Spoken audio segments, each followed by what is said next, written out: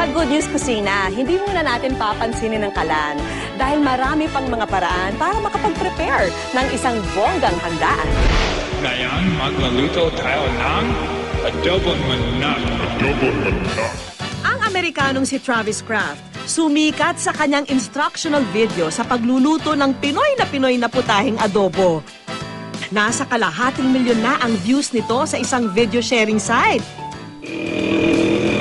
2003 nang magsimulang bisitahin ni Travis ang Pilipinas. Mula noon ay pabalik-balik na rin siya para magbakasyon dito.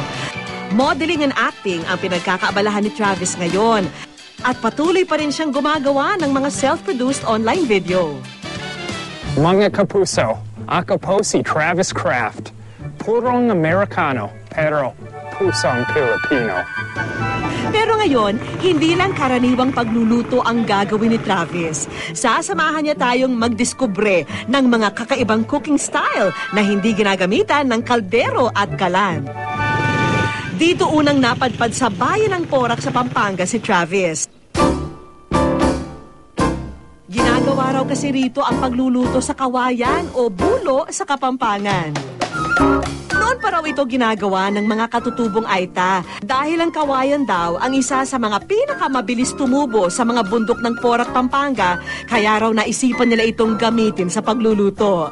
At tuwing Oktubre, pinagdiriwang dito ang Binulo Festival kung saan dagsa-dagsa ang nakikilahok sa paligsahan sa pagluluto ng binulo. Edgar, finally we meet. Kumusta? So, pwede mo ba akong turuan magluto ng binulo? Alam mo, ito natutunan ko pa sa mga ninuno ko. Nandito na yung mga ingredient natin na gagamitin. Pero bago ang lahat, kukuha muna tayo ng panluto natin, yung buho. Okay, one more. Ito ang gagamitin natin para sa binulo. Ang first recipe for the day, ang binulong sugpo. Ang kama? Unang inilagay sa bulo ang kamatis. Sunod naman ang kamyas, sibuyas, bawang at asin. Isa-isang ipinasok sa bulo ang sugpo. Pwede na natin lutuin? Oo, sigurado na yan. Sige. Okay, sana tayo na. Lagyan ng kaunting tubig ang binulo pag nakalatag na ito sa apoy. Sa loob lang ng kalahating oras, luto na ang binulong sugpo. Kuya, gutom ako. Kainan na. Ito na. Mukhang masarap. Samahan na rin ang kainan ng kanin na sinaing din sa bulo. Ito, mas masarap na kumain na nakakamay. Sa mga Pilipino kasi, ito ang the best. Oo, mainit. Mainit talaga.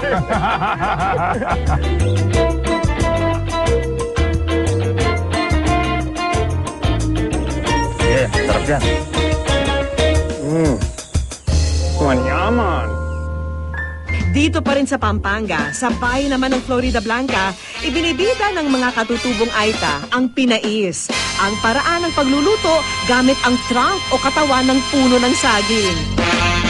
Isa raw kasi sa mga pananim na hindi mawawala sa mga Aita ang puno ng saging. Bukod sa bunga nito na kanilang kinakain, naisipan din nilang gamiting pangluto ang trunk ng puno ng saging. Yung mga fresh na mga saha, meron kasi pag in-squeeze mo yun, may tubig eh. So kaya nga hindi siya nasusunog at nakakatulong na hindi matuyot yung niluluto. Kuya Romeo, kompleto na yan, Ricardo? Ituturuan kita ng magluto ng pinais. Pinalamanan ng mga nahiwang sangkap ang tilapia. Inuna ang sibuyas. Inilagay na rin ang bawang at patatas. Tinupi ang dulong bahagi ng katawan ng saging. Tinalian ito gamit ang pantaling nakuha mula sa gilid ng banana trunk. Isinilid na rito ang mga tilapia. Itinupi na ang natirang dulong bahagi ng banana trunk at saka muling tinalian. Handa na ang lutuin ang pinais. Inilatag na ito sa apoy. Tustahin ang magkabilang bahagi nito. Dahil sa taglay na natural na moisture sa loob ng banana trunk, magiging steamed ang pagkakaluto ng isda. Wow, mukhang masarap. Kuya Romeo, how do you say let's eat in your dialect? Mangang kita mo yun nga.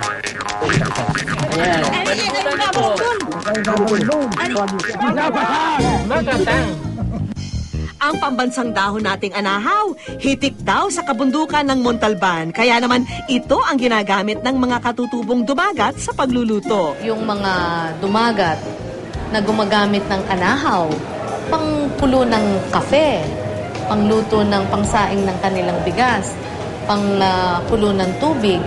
Mga yon, sa tingin ko, nakuha nila yon by instinct.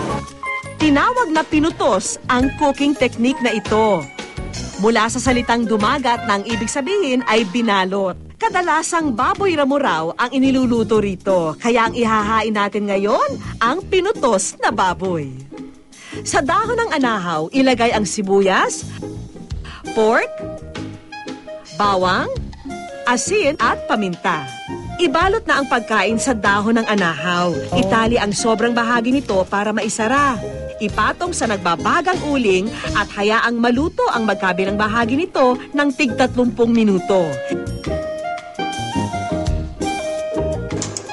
Pinatikim namin sa ilan nating kapuso sa syudad ang mga pagkain ito. Panalo naman ba sa kanilang panlasa? Kahit sabaw pa lang, maubos ko na to. Kahit mamaya, pwede ko nang hingin to. Masarap siya, kakaiba. Kasi ngayon pa lang ako nakatikim ng ganitong luto na niluto dun sa ng saging. Masarap pala ang luto na gamit ang dahon ng anahaw. Sa mga kakaibang paglulutong ito, patunay na ang mga Pinoy hindi lang mahilig sa pagkain. Mahilig din tayong gumawa ng mga kakaibang paraan sa pagluluto ng pagkain.